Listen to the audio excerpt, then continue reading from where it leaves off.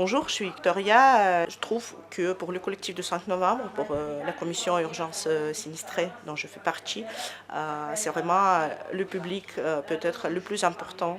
C'est une personne sans papier parce que je sais bien que ces gens-là, ils ont même peur d'aller voir des agents de guichet unique créé par la mairie à la rue Beauvau, parce qu'ils ont peur d'être repérés, d'être identifiés en tant que sans-papiers,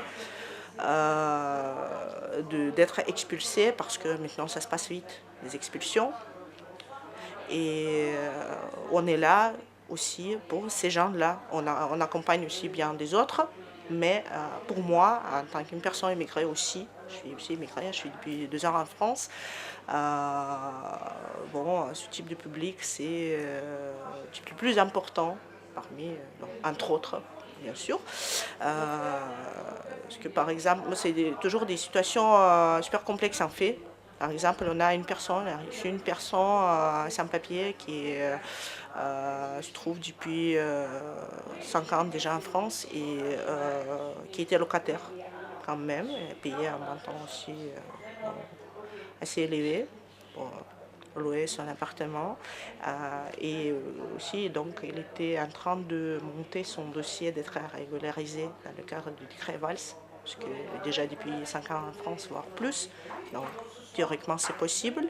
Mais le problème que suite à l'évacuation, il n'a plus d'accès à ses papiers. Et pour l'instant, il faut tout refaire, récupérer toutes les preuves. C'est des preuves de toutes les sortes qui peuvent approuver que la personne est bien en France depuis 5 ans, voire plus. Ça peut être des enveloppes, des lettres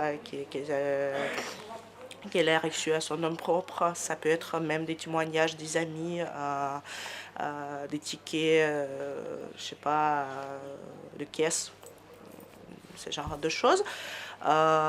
Et pour l'instant, elle a tout perdu. Elle est complètement désespérée. Du coup, il faut préciser que c'est une personne qui ne parle pas français.